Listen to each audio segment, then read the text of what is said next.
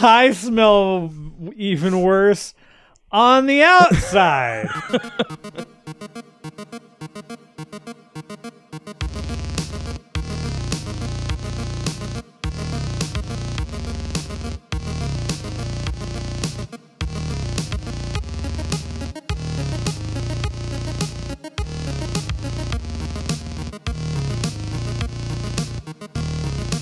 Hey, welcome to Zero Hit Points. It's Wednesday, November 9th. I'm Ryan Miller. Yeah. There's no reason why I wouldn't keep this all in. 911, please. Hold me closer, Tiny Amberg. It's Matt. I'm Tiny Matt. Oh, what a week. Did you have a week too? Man, yeah, I think it's still going on. It's been challenging. It's got you all choked up. I'm just really it's challenged. I feel challenged. I feel Top 5 most challenging things of the past week. Matt Amberg. Go. I can't lightning round off of nothing. That sucks. No, it's lightning round comes later. I think it's my turn too. It is. It is. And I'm really, really pleased about it because I have put some good stuff in there for you. Day 2. You did. No, fortunately I looked at it. Yeah.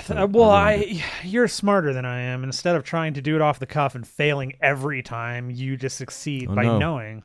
You've got many of those right. Yeah, but that's only by default. I think it's just because judges, man. I just do what the judges say. I think the Icelandic delegate just doesn't know where the button is. Like, he can't find it. He's got a real bone to pick with you. Yeah. He's like, I'm going to Reykjavik you in the face. I don't know why he talks like that. I guess that's what Icelandic folks... It's a weird kind of... It's a weird accent. Hodgepodge, yeah. Yeah. It's cool. I really like Sigaros. I think they're a fun band. Yeah. I like that they write songs and sing words in a language that they've made up, and yet people still really enjoy them. Are they from Iceland? They are. How did I not know that just by hearing them for 2 seconds? I don't know. That makes... I actually really enjoy them. I'm actually a big fan of them. They're great. Sure. I just feel like I'm the dumbest person I've ever seen now for not... Like the Bjork was implied. How did I not know? No, and she's like on the corner of every song, just kind of nodding her head like, yeah, this is fine. Yeah, everything done by Icelandic musicians, all of them thank Bjork, and every song is produced by her. I'm done. That and by Gunnar Stahl. Sure. Hey, I went and saw a movie this week. It's the first time in forever that I've seen a Marvel movie opening weekend. And before me, even. I feel like that doesn't happen. It doesn't. It doesn't very happen often. It doesn't. No, that's fine. Keep going. Order of operations with grammar does not make any sense or matter to Dad. How was Doctor Strange? I loved it, man. I loved it. I've heard it's top tier. It is, quote unquote, top tier Marvel movie. So I made the bold statement of telling you that beyond again, and I have to make this statement every time, discounting the Thor films, which are always going to kind of be the top of the tier for me because of the character. Sure. Ant-Man has been my favorite thing that's come out from the film perspective. I really, really loved Ant-Man because it wasn't a standard Marvel movie. I love Doctor Strange because it's everything that you wanted, that you got like in Guardians of the Galaxy with the right humor. You get the seriousness of building up a new character in a similar way that you got with Downey Jr. in the first Iron Man. Okay. And they build the characters and his world around him so well, with the exception of, and this is honestly one of the bigger downers, Rachel McAdams, criminally underused here. Like, shockingly, depressingly, doesn't need to be in the movie if this is what they're going to do with her. Now you're speaking my language. I was very upset actually by it's almost what they did with Jane Foster with Natalie Portman's character, and that pisses me off to an extent as well. She's a known quantity in the books. She's she's a huge part of the Thor character, and like this is kind of one of those cases where that character that Rachel McAdams is playing, the love interest, quote unquote, the doctor that's also a doctor with him, she's just there. But Doctor Strange loves. That's exactly correct. Love. Yeah. Yeah, it's played by Peter Sellers in 4 different roles. Peter Sellers. I know I've disparaged Rachel McAdams enough on this podcast. Yes, I know. I like her. Does she, from what she does do? She's great. Yeah, I don't think we can go. Okay. She's fine. She's a doctor. She's a character that kind of, she pops up a couple of times and then disappears altogether. Because of magic?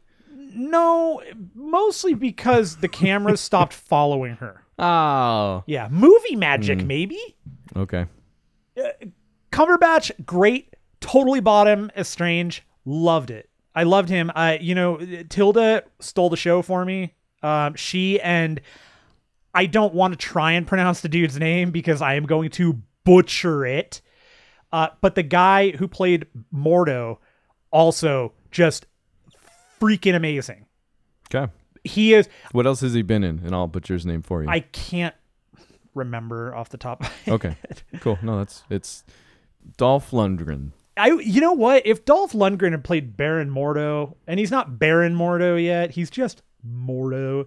It's one of those funny things though. When somebody takes the title of Baron, you already know like that's no good. If you're given the title, that's one thing. But if you take it, you know they're an evildoer. You can't just, if you name it, and you're just like, I'm graduating myself to Baron without the necessary societal requisitions. Talk about a bad guy. Yeah, he really is. Chiwetel Ejiofor. Oh, you'd actually recognize him. Saying his name doesn't help. I remember him from Children of Men. But it's a good movie. Doctor Strange is a good movie. Great movie. They did it. I've been very curious about this one in particular because the Thor movies, I think in general, are kind of looked at as the weak links in the Marvel movies. Because there's a little more magic, a little more like otherworldly stuff going on. Whereas you get Iron Man, you get even, Captain America, all that stuff. It feels more grounded, I guess, because it takes place on Earth. Sure. They do a great job of like all the weird Inception stuff that you've seen from the commercials where the buildings fold in half and the world moves around and stuff.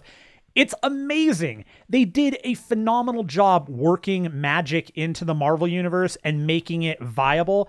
And now this opens up so much more in regards to what they can do with the Infinity War, what they can do, how far they want to go with Guardians of the Galaxy. Because, which I imagine has been kind of the plan. Oh, and there is, there are definitely going to be there's going to be implications coming out of this movie now that the magic is like that sorcerers are a known quantity in the universe for the fans. There's going to be fallout from it, and it's going to be awesome. And as usual, stay for the bumpers. Again, the stingers, fantastic, especially the final one, all the way after the credits one. Oh, so there's like 20 bumpers now. Like only 2. Before only 2. There's like a 2-hour bumper before the credits. Yeah, and that one is just it's too extended. They got to get rid of that one.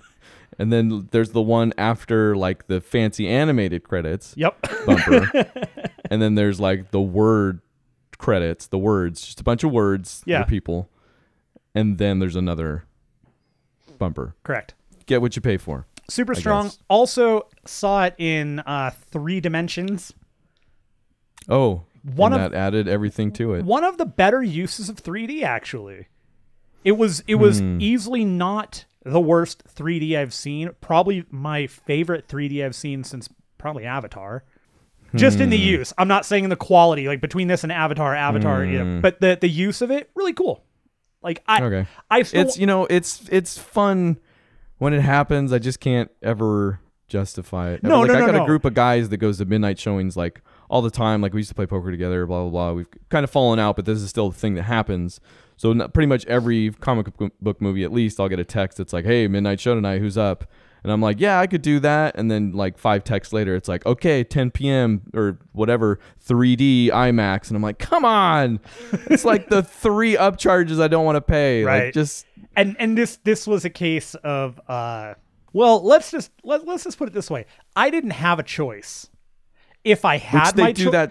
Did you do the midnight? No. Okay, because they've done that. That's why I saw Prometheus in 3D, because that was my only option at midnight. Different reasoning, not due to lack of showings.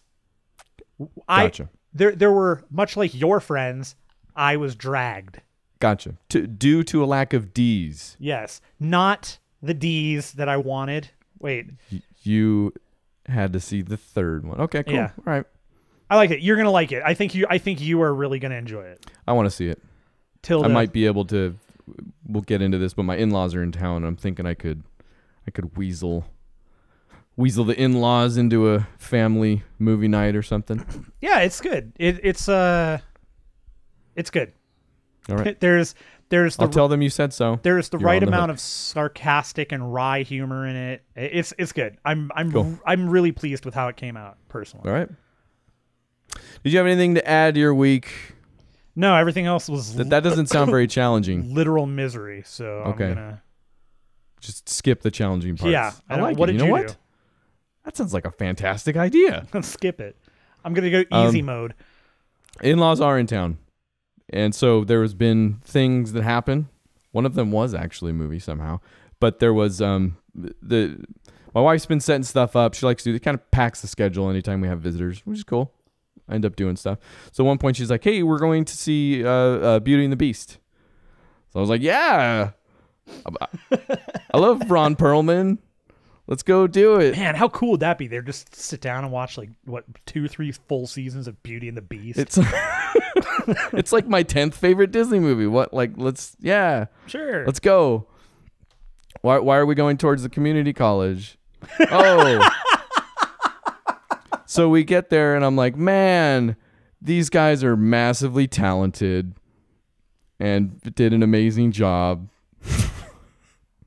I believe at the community college. So, hey, you know what? It was super good. They did a really good. Like, it's honestly not my favorite story, but whatever. No, I understand. They're amazing actors and singers, and cool. It was a good production. Love to hear that. It was fun. It's disappointing being a part of a bad production. I know firsthand. Well, I think that's almost one that could go a little wrong. That show can definitely go wrong. Well, because the story, especially, like, that's one of those stories you look back on and you're like, she was just straight up like Stockholm syndromed by the Beast, right? Like, it's a weird thing that they turn around. You're like, I don't know if maybe. I think if you go back to a lot of the Disney stories. I mean, you know, which I mean, by proxy, go back to some of the Grimm's fairy tales. That stuff goes into very bad directions that Disney was like, hey, 50s, 60s, normal.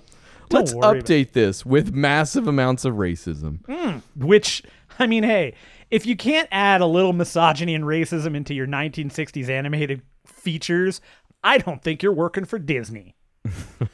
Anyways, good production, cool, fun. Nice. And then we did actually end up, somebody put on Finding Dory. So that was the one I did get through. Still haven't seen the movie. Good? It's good. Check it out. Like, it's okay. So Pixar sequels tend to do almost a beat by beat thing. Wait, hold on for a second. Okay. I just asked you if I should see it. You said yes. Why are you telling me more? Okay, no. I need to qualify that. Okay, qualify me. Because you really like Finding Nemo. I really like Finding Nemo. Yeah, I do. I love it. It's a classic. Finding Nemo is one of my favorites, for sure. Pixar sequels they can be beat by beat recreations sometimes. Right. Monsters University, I think, kind of broke the mold a little. They toe the line between doing it beat by beat and by throwing in kind of fan service moments. Like, take Toy Story, for example. It's paid off in spades, but every freaking Toy Story movie is somebody gets separated from the group. The rest of the movie is being reunited with the group. Yeah. It's always the hunt. It's always a chase movie, basically. It is totally, and Toy Story is best case scenario because, in my opinion, they've pulled it off pretty fantastically every single time, you know? Right. And I mean, yeah. And two, I mean, look, I fully admit this. Two, right up until you meet Jesse, and then you get that stupid song about Jesse. Like, oh, the one that makes you cry. The one that makes you like, you're like, son of everything I just did with my life. Like I felt bad about my toys with the first one. Now I should just kill myself. Yeah, I gave my toys away. What have I done? Yeah, like that was so brutal. So Finding Dory isn't that good of a, you know, it's not, we're not approaching Toy Story levels of okay, so here. I'm still good. Like I'm still comfortable with the fact that I had to flush, you know, not just a goldfish, but like one of those lionfish. I just didn't want to deal with it. All the fish you've killed so far, you're still going to feel fine about. Good. Which I've been to an aquarium fairly recently. We talked about on the show even, and was surprised at how much they talked about eating fish at the aquarium. Like here's your sushi guide, go kill it. None of that in this movie somehow, but whatever. I guess it's a fish rescue operation type thing anyways. But there's a part, and I'm not going to ruin the ending, but it started to lose me because Finding Nemo is really intimate, right? Like that's a small scale, like beautifully expanded, you know, where Marlin comes to terms with raising his son after they've lost their mother, stuff like that. Well, and beautiful. even in the way, like the size of the adventure, it's still a series of very intimate moments on a much larger journey. Exactly. And that really works, especially for Finding Nemo because the ocean is such a varied place. It is such a diversely weird environment. And they characterize it beautifully. Yeah, exactly. Exactly what I'm talking about. Okay, yeah. Finding Dory, it does have the small moments. It's about her reuniting with her family and kind of as those memories come back. So very endearing and kind of intimate in those ways. But then the actual trip kind of, so there was a point where fish started driving a car. So it kind of, I was like, well, they kind of jumped the shark here. You know, like it's not much for me, right? Like right off the bat, you get what I'm talking about. And then the car they are driving literally jumps over a shark. So it's like they're calling it itself. Out. Yeah, they're calling itself out. I mean, all right. In the action of doing that, so it's still kind of, you know, like I said, not as good, but cool. Yeah, no, I can worked it out in the end. I can absolutely understand why that would pull you out of that one too, right? Because like in the first movie, it was never they weren't that anthropomorphized. Like they were to a point, but not like they weren't driving cars. They weren't and stuff. Yeah, they're still The biggest thing that happens is that Gil jumps out and flips Nemo into the drain, right? By doing his little like, you know, limited movement flop onto the dental instrument that throws him into. That was kind of it. Like replace that with driving a car across town, and you kind of see. And yeah, and I mean, and even that at the time, it's like, okay, that's, as an adult, you're like, that's stretching, but whatever. But it works because it still operates within the confines and within an intimate space, like we're talking about. Yeah, driving a car. Yeah, okay. Anyways, so yeah, cool. Whatever. Finding Dory, good movie. I'll check it out. I think that might be the extent of my activities this week anyway. Great. Let's talk about video games. All right. So this past week on the iOS, I don't know if it's on Android. I assume it is. Galaga Wars. Did you download this at all? You told me to. No. I did. Good. So Galaga Wars, it's kind of fun. It's constant Galaga, you know, and you hold down the screen and you move your finger around the screen moves your ship. If you release the screen, it pauses the game, or it slows it down like to a pixel by pixel movement, so you have time to like readjust your finger and move stuff. Same power-ups you're kind of used to getting. Kill enough guys, pick up some things, you'll get an extra ship. They have it's not, the one thing I'm not loving about it is a lot of these companies are taking what Hipster Whale started doing, which was to play the game, you'll get coins, eventually you can buy extra skins, but you could also pay for them. now they're putting. I want to say that predates Hipster Whale. No. I get what you're saying. But Hipster Whale did it in like the purpose of bringing them up is because they were the first experience that I had in particular with we're doing it this way, and they've slowly phased out we're going to really do that, and they've been releasing more and more paid downloadable content. Oh, okay. This is kind of going straight for the paid downloadable content. So there's definitely, for me anyways, there's a cap of, I'm not going to go much further with this game.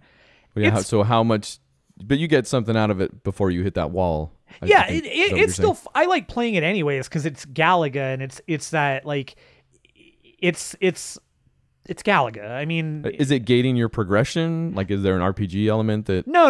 It does become, the game becomes progressively more difficult, and I think that some of those things probably ease it up and make it a little more balanced. It's fine for what it is. It's free, so whatever. Sounds like it maintains the classic Galaga gameplay, though. Maybe updates it. Yeah, for the most part. It's I could be into that. That actually seems like a pretty fun little pickup. Like Galaga seems like a pretty good fit for that. Yeah, it's not bad. It's the first part of the game. Like you have, they'll come off the screen. You know, they'll come down and they come in droves, and then eventually you get further on and you get the giant bug, and they line up like they used to in Galaga, and you shoot them out of the sky, and then you get a big boss and continue on. Oh, Big Boss is in this game. Yeah, you do get a big boss. Kojima. What's he gonna do next? I don't know. Everywhere you look, it's Metal Gear Centipede, Metal Gear Galaga. Also, he doesn't do Metal Gear anymore, so I guess. Yeah, well, he will. Bad joke. Whatever. That was the only mobile game I played this week, though. I played Pokemon Go for a bit. Pokemon Go? Where did you go when you played Pokemon? So yeah, I showed up at Universal Studios again. That was another pack the schedule for the in-laws type thing, which they're cool as always, man. Honestly, every time I go there, I don't know how you're not there or haven't been there recently. Like, you would love the everything repeatedly. I do every about time. Universal Studios. No, yeah, I know. I'm just surprised you don't live there. I guess I'm I don't surprised. know. Yeah, you know, for all the things that I really enjoy, the fact that I don't live in California is kind of ridiculous. It's a little strange. It's stupid, and I understand that. It's real dumb. I should live in California. But we ran through the park. We got my mother-in-law has feet problems anyways, so we doubled up on our handicap passes. Nice. We didn't really, but we had a backup in case they were like, your kid's not handicapped enough. I'm like, well, let's go in the other direction. Okay. Oh yeah, maybe she's handicapped enough, huh? What about? And I'm just grabbing people off the street at that point. What about this guy? Look at him. Who gave you the rules? who let you make decisions, man? So yeah, we ran across the park. We did. My father-in-law is crazy in love with Harry Potter. I don't think I need to qualify that statement. So we went straight to Harry Potter Land and ate at the Three Broomsticks. We got the Great Feast you can buy, which is a cool way to spend a ton of money, but the food's freaking amazing. So park food is always like the bane of my existence because we go to Disneyland and it's amazing, but the food is freaking expensive, like grossly expensive, like exorbitantly and just exploitatively expensive. But again, it's delicious. But so in Disneyland, expensive. That's my problem, is because half the time it's not. And your portions aren't that good. Disneyland, like, it's fine. There's like only a couple places we actually go to in Disneyland specifically. There are some places in Disneyland that are like legit gourmet. Yeah, like you go to the New Orleans, whatever. That's the one. That's totally the one. Yep. Lots of great stuff. Still very expensive, but at least you're getting stuff where you're like, all right, like we're at Disney. I'd pay for this. Like, right. Where else am I getting? Most of the other places, not like that. Universal Studios. Still pretty expensive. I want to say they're not as bad as Disneyland, but again, they don't have the numbers that Disneyland probably has. But the food is amazing. It's way better than Disneyland. Food is definitely better than Disneyland's. Agreed. Whatever. Yeah. Anyways, Three Broomsticks. They went on the Harry Potter rides that I don't go on anymore because I went on them a couple times and I don't want to get sick because I'm a lightweight. We've been over this. Mm-hmm. And then I think they did Simpsons and a whole bunch of other stuff. But you played whatever. By the way, I loved the video you posted of Gray and Bruce. That was awesome.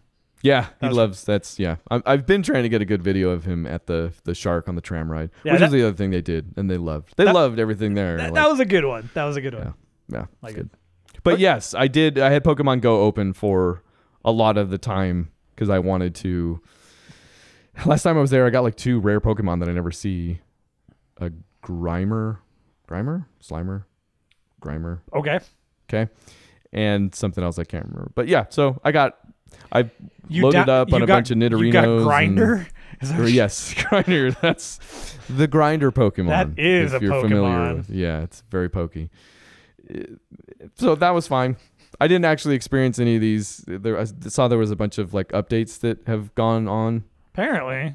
EVs aren't going to show up in 10 kilometer eggs. They're going to show up in 5 kilometer eggs instead, which I guess is fine. The Pidgey, Rattatas, and Zubats are going to be replaced a lot of the time. Like you won't see those in an overabundance. They're instead of them, you'll see other Pokemon in some areas, which can be cool. I guess maybe I experienced a little bit of that because there was a ton of, like I said, Nidorinos and Nidorinas, which I still need. So yeah, maybe I did get some of that. Nice.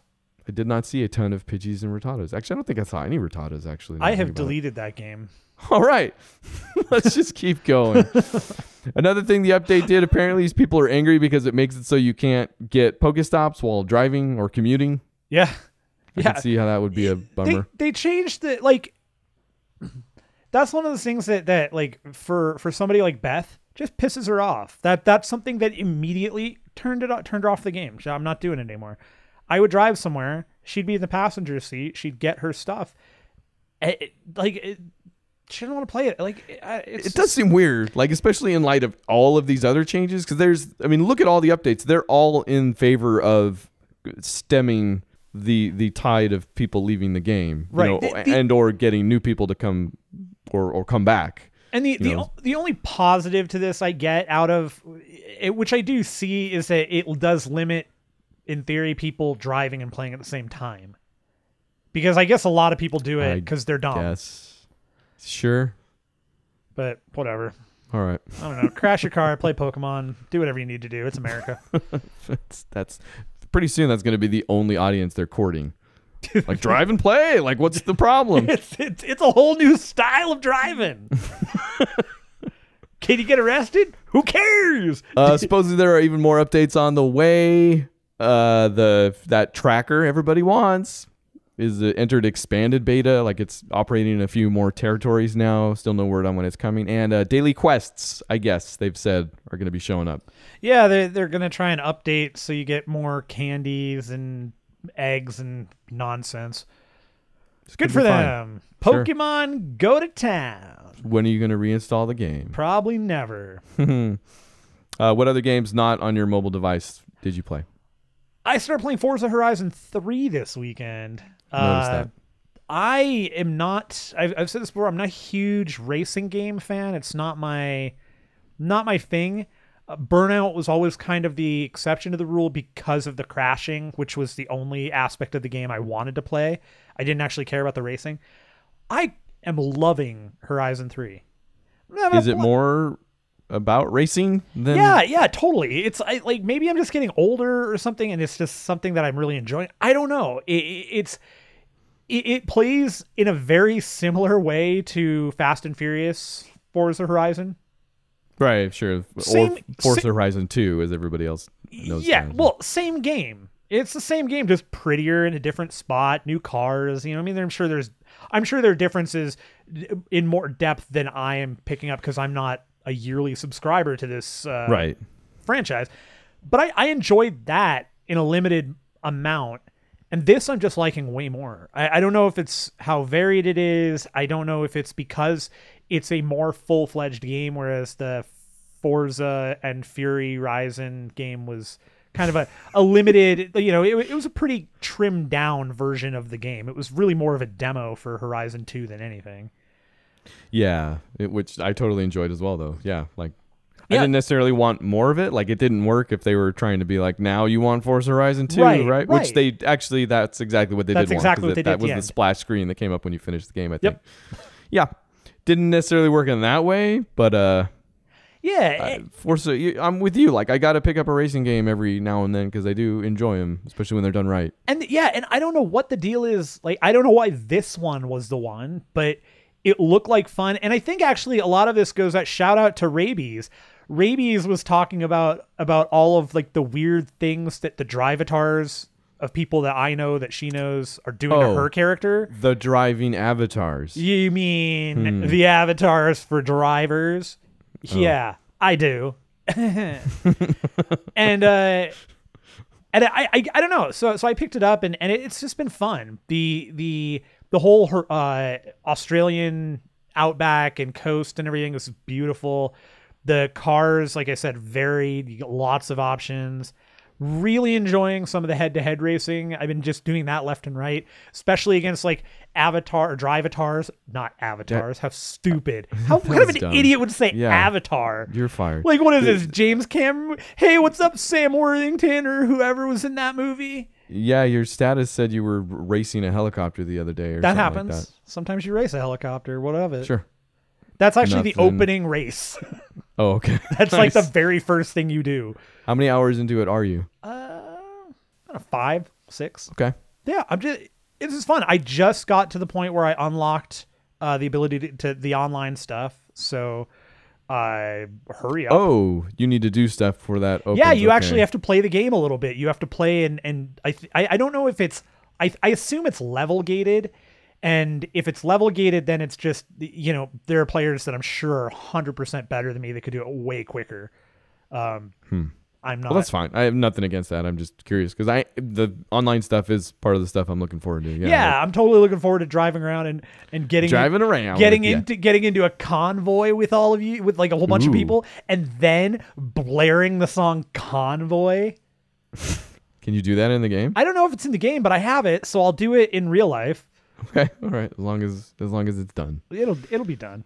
Yeah, who knows when I'll open that game up? Yeah, who knows why I bought like 7 games at a time? Well, you Nobody bought any of these things. You bought Horizon 3 at like right around the same time you bought Gears 4. Gears 4. Yeah. But in between Gears 4 and Horizon 3, there was also a little game called Titanfall 2. Yeah. Kind of. And I Recore before that.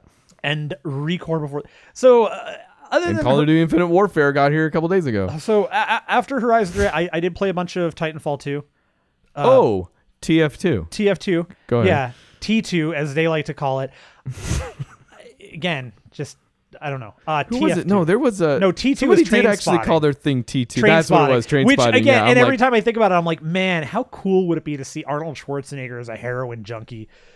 Beating up Ewan McGregor or something. I don't know. Like he'd be one of like Robert Carlyle's buddies. He'd be one of I bet Schwarzenegger has done very few drugs in his life. I bet he is just a walking lab. He's just filled with all sorts of chemicals. T2. Check it out. T2, yeah. TF2, Titanfall 2. So I finished the campaign on that one. Rolled credits on hard mode. And did you want to save until I get through that? Sure. Okay. The other thing any like over like good bad. I think you talked about it a little bit last week. I think anyways. I did, and I don't want to talk about any more because now that I finished the campaign, I have more thoughts about certain aspects of it, and I would love to have that conversation with you someday. Okay. What if we talk about something that made you angry instead? Okay. Let's talk about that. Titanfall has some achievements. Actually, I guess chronologically speaking, this came. So I finally booted up Titanfall. I think my in-laws were already here. It was some night where everybody went to bed, so it was like 11 p.m. It was like last Thursday. Like last Thursday night. Whatever. I couldn't tell you.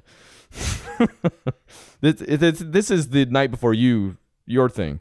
This is I booted it. First time I've actually been able to dig into Titanfall at all, into the campaign. To get into the campaign, get to the gauntlet, which is the thing they've also done in their Call of Duties, where it's like run this gauntlet shooting people in a certain amount of time. You get a bonus for hitting people or a penalty for not hitting people, etc., whatever. This time, of course, it involves all the Titanfall stuff of running on walls and, keeping your speed up. Like it has your miles per hour up there, basically. Yeah, it does. So I got through it. It's got a leaderboard at the end where you're getting ahead of people that are in the game. Like your trainer is there. He's like, "Oh, you beat my best time," or whatever he says. That's what he says. Yeah. Just like that. And then the achievement is for getting the top spot, it says, which is some ludicrous freaking 25. time. Like it's 25 seconds in the game. 20, okay. It's 25 flat. But then the actual achievement is just for getting in the top 3, which is under 33.6. Is that right? Yeah, I think it's something like that. So 3 hours later, this is all I've played of the campaign because I can't stop until I get that thing. But I got it, whatever, 3 a.m., 2 a.m., went to bed, died the next day. Everything sucked forever after that. Whatever. Yeah. Next, I think it was the next day when actually I got, because maybe we streamed the next day or something like that. So we were forced to play together. I told everybody that there was nothing they could do about it, so I could play video games. Yes. You running the gauntlet at the moment when I came online, me then saying, man, I would love to run it some more for no reason. Like I didn't get a good clip of my good time, so I was like, I want to get at least one good clip. So I'm running it while you were running it. I didn't get anywhere. You possibly also, I don't know, maybe you want to take over at this point? No, I didn't get anywhere. I got nowhere. There was nowhere for me to get. I sat there. You were all, 2 hours. Popped it off. No issue. 2 hours. 2 hours again, for me. Again, 3 hours. Okay, 3 hours. Whatever. 3 hours. Okay. Well, that's right. That conversation started with me sitting down and you saying, man, there's this really hard achievement in Titanfall 2. And me just not a word. I'm like, oh man. Because I can't. Because I knew. I said it out loud. I said it to myself. I think I said it on last week's cast. It's an achievement that I know you're going to get really fast and I'm going to sit on forever. And it may be one of those things that either pushes me from the game or I just quit on and I just don't bother with. I got to a point where I had been about 4 hours in and I said, no. Now I've put too much time in. Had to walk away. Came back. Cost. Put another 4 hours in. On the 5th hour, 9 hours working on one part of a game over and over again.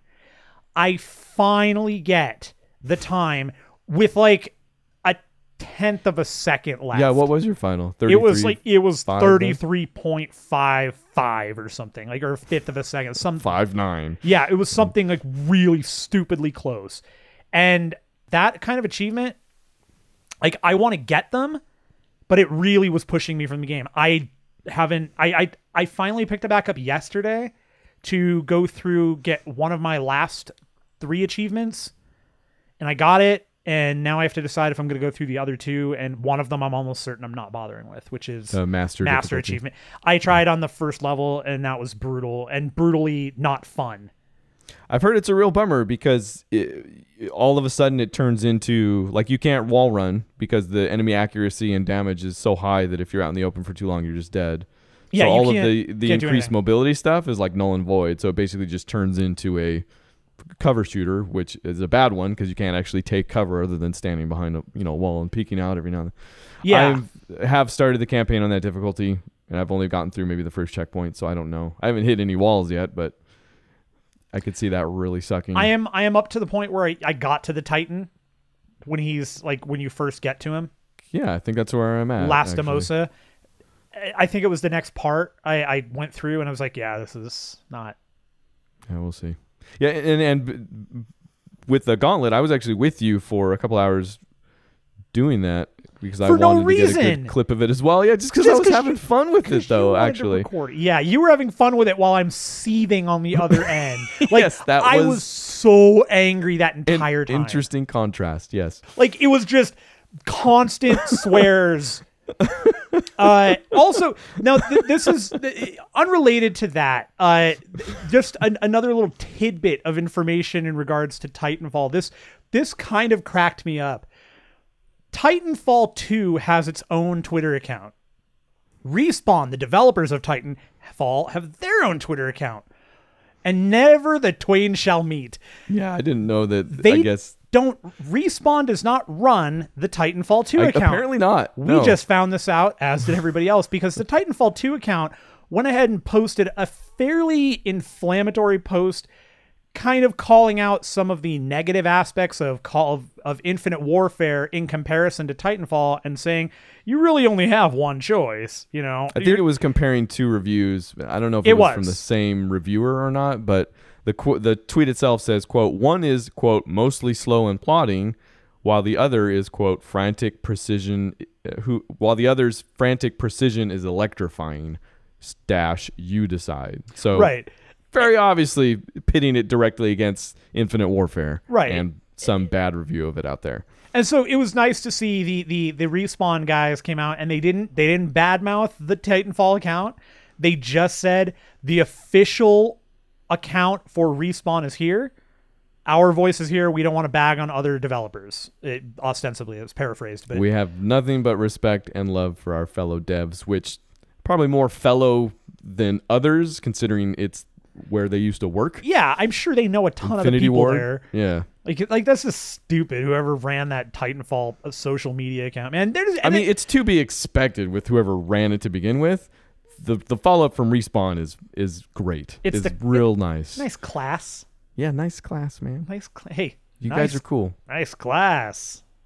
I just had it stuffed. Oh, and then also we played Gears of War 4. We did. So there's an achievement on Gears 4 for qualifying under each competitive mode, which is playing 5 matches in each. So I've done this save, I think maybe Execution, which is a legacy mode, and I think I'm 4 under on another one. I can't remember. So, but for the most part, 90% of that I'm done. So I've been playing a large chunk of the Gears 4 multiplayer, and you, I think, were with me for at least 5 of those games. Yeah, we did. Well, I did 1 or 2 rounds of, I don't remember what the gun game, basically, where you use a gun, you kill Arms guys. Race. Arms Race. Which I think is actually a pretty good name for that mode. It's a good game. It's a good game. It's a good mode. It's a good name. Whatever. I hate everything. I didn't know it existed before, but you're saying this mode has been in other games. It's the one you start out and you have to get a certain amount of kills with each gun, and then it cycles to a different gun, and whoever gets through all the guns first wins that round. Yeah, gun game. It's been around for a while. Okay. It was fun. You know, this... it's a great mode. Gears I love that 4 mode. multiplayer, on the whole, after all these games I've played, is probably the best Gears multiplayer has ever been. Like, there's tons of options out there. The connection, the netcode seems to be cool. Like, I didn't have any problems there. You didn't have any host issues getting shotgunned? Didn't appear to have any host issues. So it's probably the best it's ever been. Here's why it sucks. You ready? I am ready. The matches don't always fill up. I don't really get that. Like, this can't be... They can't be hurting for players at this point. They better not be. Jeez. Who knows? I don't. Matches seem to not fill up sometimes. And will not get backfilled. And... when they start and it is uneven. And... guess what else happens once it starts? People quit. Yes. Oh, still no matchmaking or bots to fill those gaps. Here's the other added. This is a value add. You start a match. Say your friend comes online. You don't have somebody in your team. Oh, you know what? I'll invite them to come. No, you won't. No, you will not invite them. You will not have them in your game. You will be 5-on-2 for this whole game. I mean, I'll invite you vocally. I'll be like, hey, come play a game with me. And I'll say, okay. And then I'll go, wait a minute. Yeah. You tried to Gears my war. What game are you talking about? I bet Destiny. So that's, I mean, we talked about it with Horde because it's kind of the same problems with people quitting and no bots and no backfilling or rematchmaking. It made a little sense there because I felt like they just wanted you to buy their stuff so you'd be stronger anyways. Yeah. But with Versus, that makes less sense. So I think it's just a really bad, weird, stupid decision as far as that goes. I don't agree with it. It's everything's around, like everything is round based. I don't remember if this was every game before, but it makes a lot of those games last so long. Like so amazingly long. Like one round should be one game, but no, there's like 3 to 5 rounds of that thing. Yeah, I don't remember. This is not Battlefield. where 30-minute games are kind of whatever. There's so much to do, and there's so much map to run across that you love doing it anyways. But this is not that. It's just long. Like every game seems so freaking long. They were. Okay, just wanted to get that out there. No, I don't remember the game playing like that, and I definitely don't remember those matches feeling like that in other Gears multiplayer. I mean, full disclosure, this isn't like Gears multiplayer is not something I want to do. So yeah, this could be an outgrowth of that. But it's a growth, all right. The bounties do show up in this game.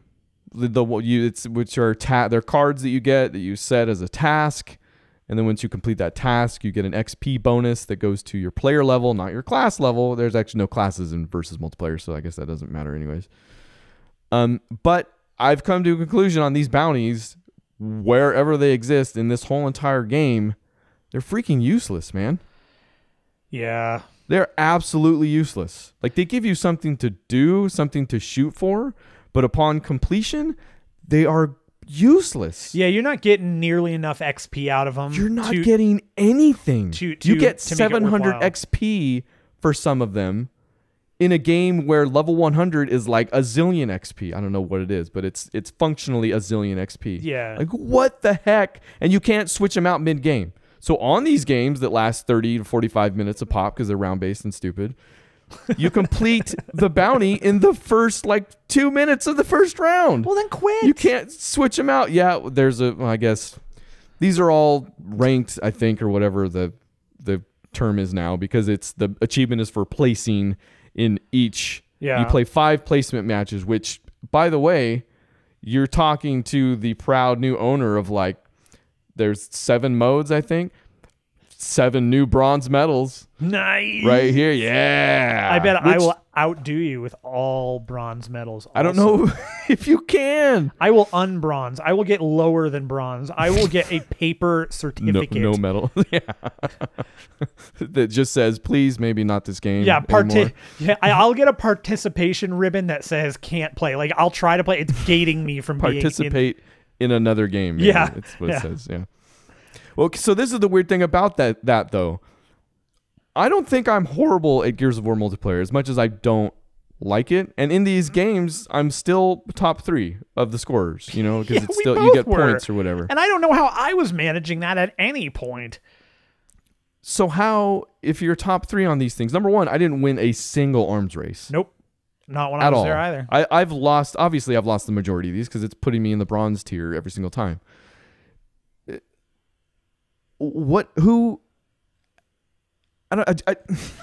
leads me to believe that this game is for the hardcore fans, first and foremost, and to the exclusion of everybody else, pretty much. Very well might be. And this goes with a lot of what we talked about as far as Horde mode goes, because, I mean, honestly, I'm still blown away that I can say that this is the grindiest Gears game ever made. You would think... After Gears 1 through 3, Judgment was kind of whatever. But to say that this is the grindiest one, that seems ridiculous. You would think they would have learned from that and said, okay, let's keep the fun and not have all the grind. Well, not even just learned, but grown? Because or something, or I feel like this, especially Gears 4, was in a much more precarious position. Everybody was going to buy Gears 3. Even if it sold less than 1 and 2. This one where it's kind of like it's a new developer, it's a new story, it's a new everything. The fact that they would still, again, the only people I can think that they're catering to are these hardcore fans, right? This is the people they care about first and foremost, which I guess makes sense in a way. It's good that they care about somebody. I guess. I don't know. It's clearly again, the campaign, I love it. I'm having a ton of fun with it. Every other aspect of that game is for it playing the best it's ever played in the past from a Gears perspective. Also some of the worst gameplay, period, because of the decision making that they've made with how things work, the mechanics. So as far as Horde and versus go. Yeah, exactly. It's a bummer. It's a bummer. It's a bummer we're going to keep playing it too. Yeah, well, there are still times where I'm like, man, I could play some Horde right now. Wait a minute. It upsets me. I'm like, no, That's stupid. Why would I waste my time? It's abusive. Yeah, I understand. This is an abusive relationship. Speaking of an abusive relationship, Blizzard has not had a great track record with ARGs this past year. They clearly don't know what the hell they're doing. So much so that they came out and said, yeah, this whole Sombra ARG, man, we could have done better. We don't know what we're doing.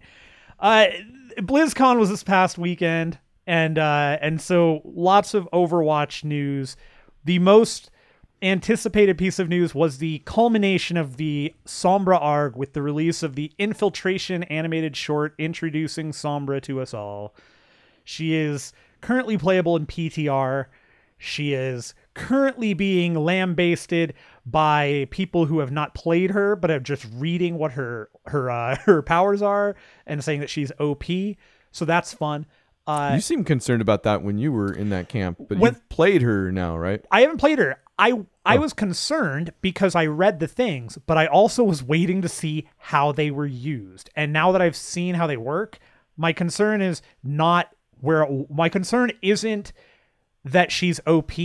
My concern is that she is going to single-handedly lose games for teams. For me, because I don't care about other teams.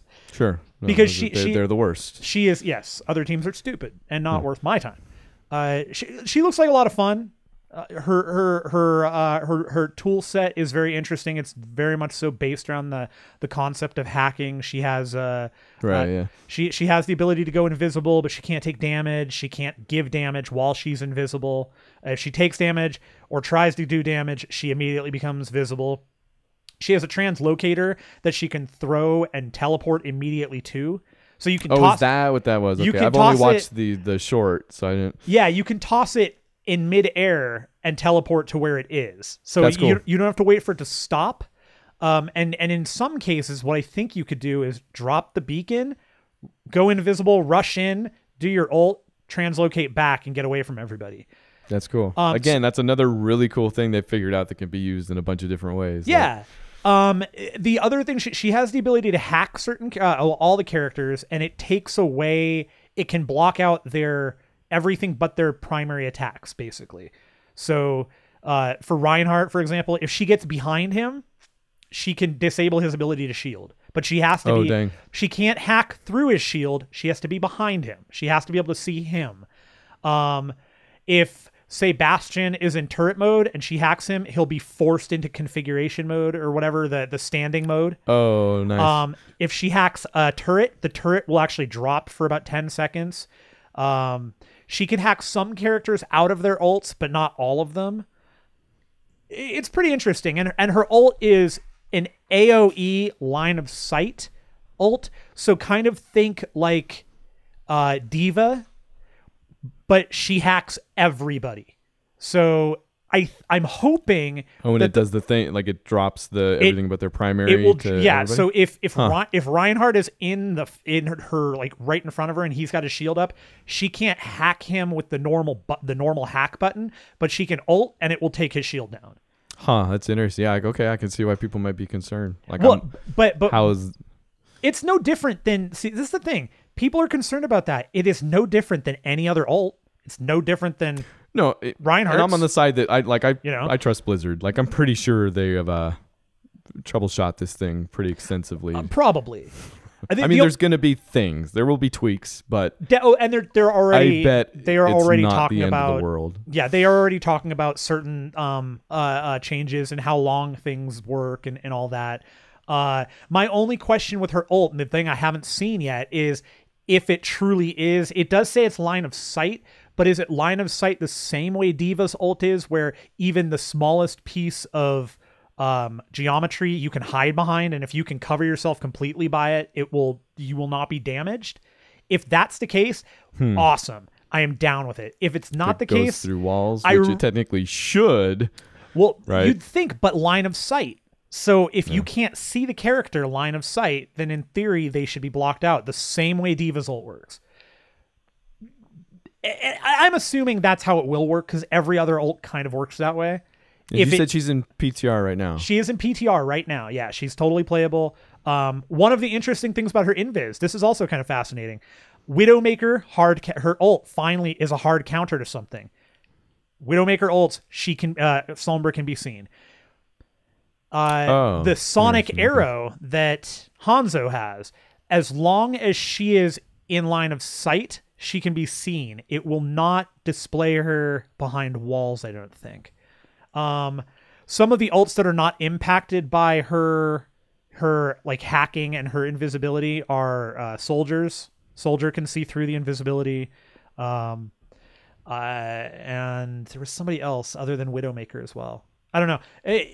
Cool character. The infiltration animated short, fantastic. There's a little origin video up too. Really gave me a feel for her. It's good. Like it. It's another good one. It's not the best one. No. But it's another good one. But I think it gives you a good feel for who she is, which I think is most important. Yeah. A couple of other things. The brawl mode is not being totally removed, but it's being replaced in the by another mode called arcade mode, which will brawl is being replaced with arcade? Arcade mode will in itself have multiple modes attached to it, which is where brawl will live. And brawl will exist with all the brawls that have been built, like the consistent ones, the Super Schmeda Brothers, the Junkenstein's Revenge and rotate? Stuff. Still rotate. I believe. No, I think that is constant. The brawls. No, I'm sorry. The brawls will always be there. They will rotate game wise. Okay. There are a couple. Here are the other modes, just real quick, right? Please. Mystery Duel, a 1v1 of 5, best of 5 duel where hero is randomly selected for you and your opponent. Elimination, a 3v3 best of 5 brawl. Hero dies, they're dead, etc. Figure that one out. Mystery Heroes, a 6v6 brawl that takes place on normal quick play maps, regular rules, but you're not allowed to pick which hero you have. Yeah. Which I think they've done that before too, haven't they? This one is interesting though because it's not. I don't remember if this was in the brawl or not, but you never pick. You when you die, you get respawned as somebody totally new. I only played that once, and I can't remember. I want to say that is how it was. I don't remember. I haven't played the brawls very much. And then No Limits. You have 6 Genji battle you always wanted. Do whatever, obviously. Quick play right now. Yes, yeah. And then all brawls, which we talked about. Yeah, so that's actually all seems really smart and cool. And the main reason they're doing that, in particular, the free for all thing where you can have the 6 Genjis, is because one of the main changes they're making is to quick play. Quick play will no longer be free for all. It's going to be a 1 hero limit, just like competitive. So it's going to be a slightly more competitive, viable mode. Yeah. Which is really cool. This is literally the question I've been asking since the beginning. Well, why don't they just make it still somewhere where people can choose 6 Genjis if they want, but and then somewhere where they can't, and then just let those people divide themselves. These are the people that want to do that. These are the people that don't. Now we got somewhere to go. Everybody's got somewhere to go. Yeah, and there's and it's cool because I actually, some of those modes do sound like fun. The 3v3, that sounds like fun. The mystery stuff kind of sounds like it could be cool just to chill out with friends and kind of do it. Although some of the friend stuff doesn't work. You can't 1v1 your friends right now. It's coming to custom matches. You can, but in real it gets weird. That's going to come to custom games later on. The other thing that's cool is playing some of these modes. They actually do have incentive now where playing the modes, you can get up to 3 crates just for playing modes and winning the game per week. So there'll be a reset where you can just go get 3 quick wins, 3 quick games, 3 quick loot crates. Normal, not hampered in any way. Oh, okay. Normal loot crates. Is this have they said anything about the whole no prestiging thing? Is that that hasn't been updated, because as far as I can tell you is when they mentioned it that last time, it went into PTR and it's going to roll out. So it's still in PTR. I think so. I don't play the PTR. So I haven't done the loot crate thing you just talked about. The weekly loot crate thing seems like that is strictly for arcade mode. That is just for going into arcade mode. It seems like a concession if they were to release something like the no prestiging. It could be. I mean, I would certainly take advantage of it. Also, they talked about doing a play of the game overhaul. One of the things that they specifically called out, and this is something that I know I've been a part of, I know you have been, I know lots of people have been, is maybe you're the Zarya, or maybe you're the Reinhardt that stuns everybody, but then the Genji comes in and wipes everybody for you. Genji gets the play of the game. So what they're looking to do is make them a little more team-based, because the game is team-based. So if you get a Wombo combo like that, it's not just going to be, here's Genji. It'll be, here's Genji and Zarya. They did this together. So they're looking to do that. I don't see this happening anytime soon. This is going to be a long ways out. No, and this is something they've been working on for a while. Like they've been talking about overhauling play of the game since the game came out, just about. So right, but now they're finally putting concrete discussion around it, because they've been trying to get other stuff out, characters and maps and modes and stuff out. They're calling it play of the game 2.0 too. Yes. So yeah, they're. And also one of the cool. This is just one of the Sombra things. The most awesome thing that she does is if she gets play of the game, one of her intros is it shows up as somebody else is going to get their play of the game. Their normal intro is going to play. Then she hacks the intro and her play shows. So freaking trolly and funny to me. I love it. It's fun, yeah. And the last thing for Overwatch, new map, Echo Point Antarctica. This is it's a smaller map. It is only going to be in arcade mode for 1v1 and 3v3. The map, how all of them have some form of relation to the characters. This is in the grand scheme of Overwatch, where Mei put herself in cryostasis before she was recently found to come back out and help Winston put somebody on ice. Good. Yeah. It was a slow build up, but the payoff was fantastic. It was. Also at BlizzCon, a couple of quick Diablo 3 things. There's a whole bunch of little specifics around this, but the Rise of the Necromancer expansion pack was announced with a short video. The video was great, very cool. Is there an expansion? Like, the way they're talking about it looks like it's just the character. Like, is there more expansion? Okay. Rise of the Necromancer is the expansion. It will come with the character, the Necromancer class. You get some more. You get some sigil banners, a couple of it's not portrait I things. guess maybe it's not a full expansion. It's not like a full. It's like a character Reaper of Souls expansion or something like that. Correct. Gotcha. It's a character expansion. So that's coming, and then also weirdly they're remaking Diablo inside of Diablo 3. Yeah, what does that mean? So all of the dungeon levels. So I think there were 14. The 4 main bosses that you fought through the original Diablo, now you can go back and play it again. And they're actually adding in some graphical options to make it look like original Diablo. They're forcing, I don't know if this is an option or if they're forcing, but in the original Diablo, you only had 8-way movement. Right. So they're forcing that. It's an option. I'm not optional, sure. Yeah. So basically they're remaking Diablo 1 using the Diablo 3 engine. It's what it sounds like, yeah. But they're giving you the ability to de-res it and play it like old school Diablo. Huh. Yeah, that's cool. Yeah, it's cool. Did you play Diablo 3? Yeah, I have it on my PC. I actually have it on Xbox because Beth and I were gonna play it. She just lost interest in it, and then I don't know anybody that has it. So didn't that come out for Xbox One too? Yeah, that's where I have it. I have it on the Xbox. Yeah. One. Okay. Yeah. Okay. Yeah, and it's totally a game. I would play with other people if I knew people that had it on console. Always a little interested in that. It could happen someday. That's one that I don't think will ever happen for you, and that again because of the achievements for it are probably nightmarish. Yeah, but I don't. I don't. You said that about Overwatch. I don't not buy games just because the achievements. I know, except the difference with Overwatch here is first person shooters left and right.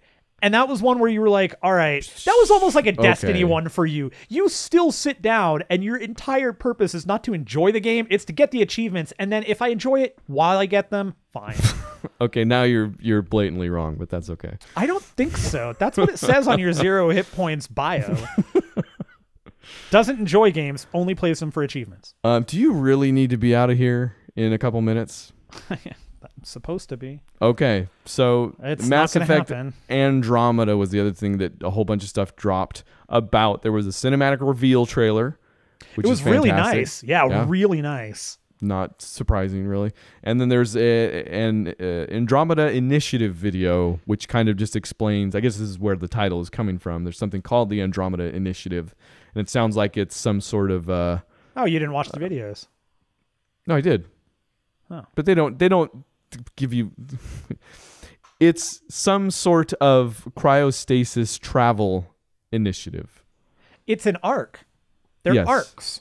Correct. The entire concept of this is the illusion here is Noah's Ark with the Reapers being the flood.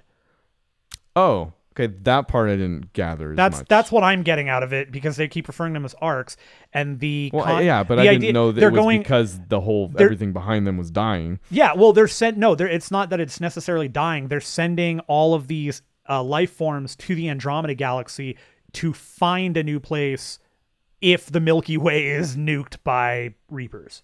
Gotcha. That's the entire purpose of the Andromeda Initiative. Gotcha. Okay. The videos are good. It'll answer all your questions, and some that it won't, because if you don't watch them super attentively, your partner will call you out on it. So don't worry. I'm making grand assumptions here. These games look amazing. I don't know. Like, I'm passively interested and now really interested. I don't know what it happens all the time. What do you want me to say? I don't know. It looks great. They didn't show any gameplay, so it's just cinematic. But from the cinematic, cool. More Mass Effect. I am just all right. So you're not really interested now? I was never really interested in the first place. That's true. You're never been finished heavily... I never finished Mass Effect 2. I never played Mass Effect 3.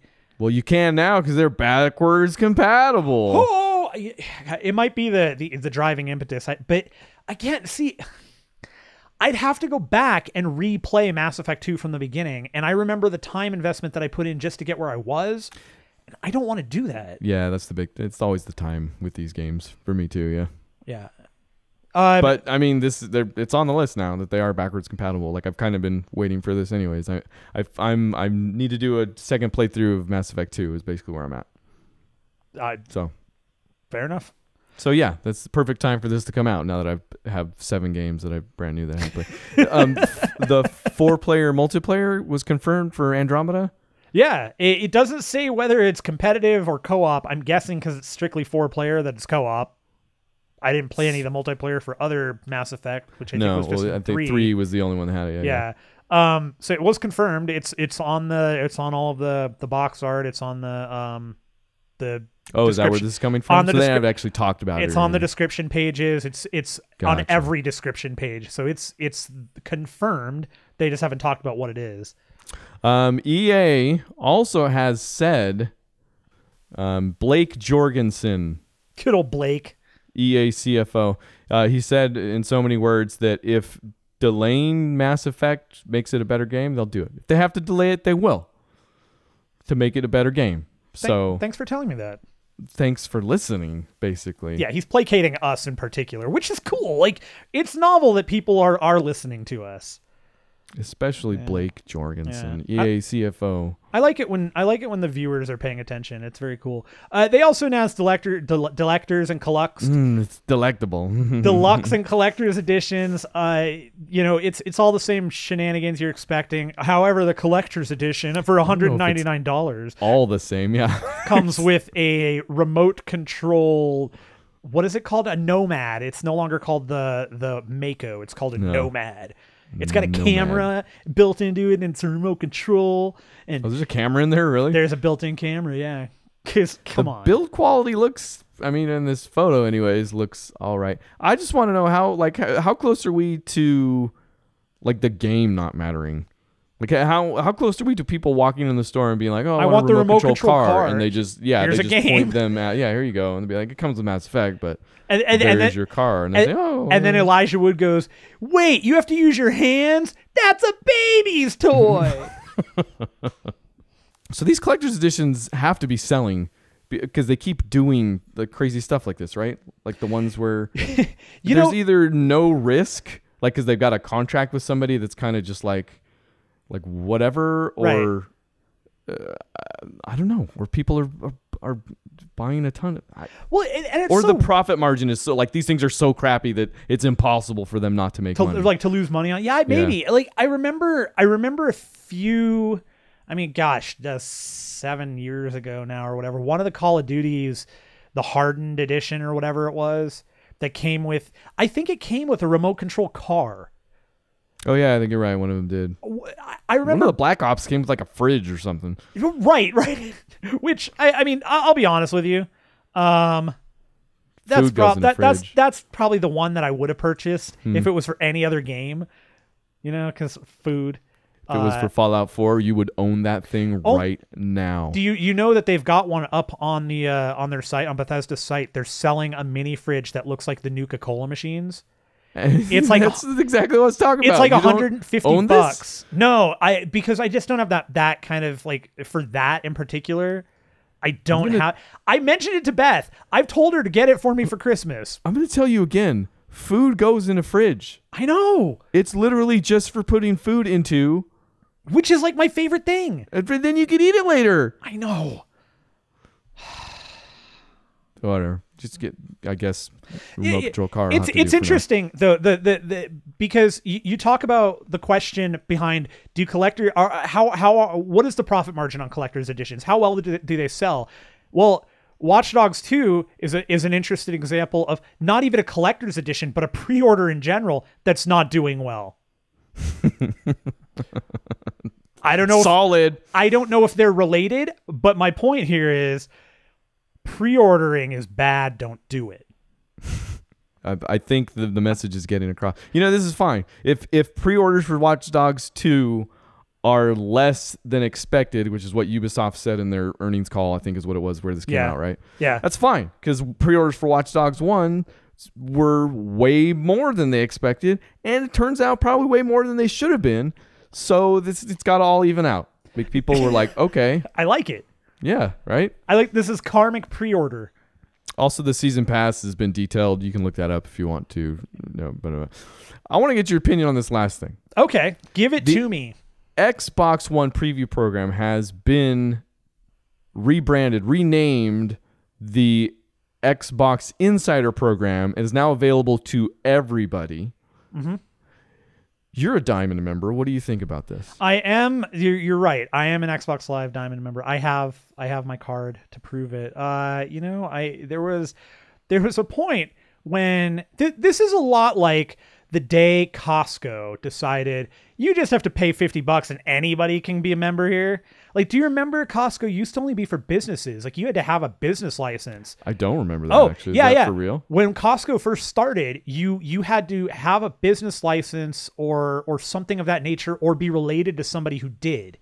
And somebody had to know somebody. Like, you had somebody to knock on the door, and when they slid the little eye hole right. open, you just had to tell them your business. But somebody had to vouch for social security number.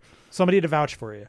Mm-hmm. And I this Xbox preview program being open to all, it just feels like that now. Like, anybody can go into Costco. It just feels so dirty and filthy. Let's pull back the curtain here a little bit and tell you what happened.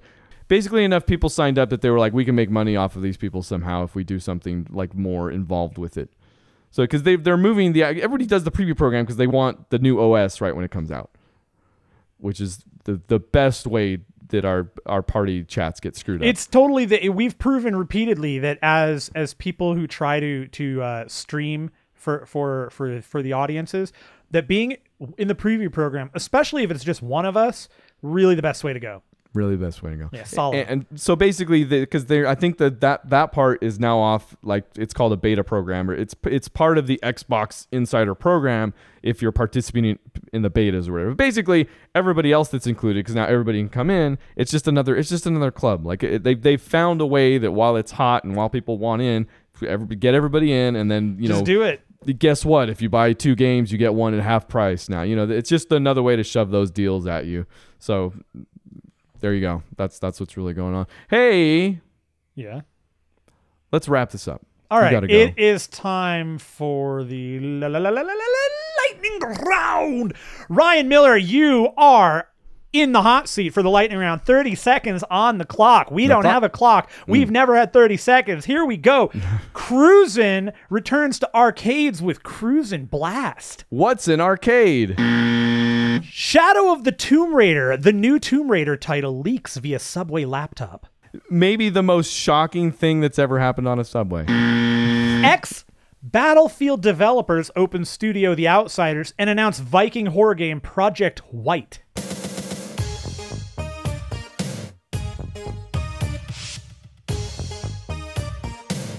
The white stuff. Am I allowed to use music?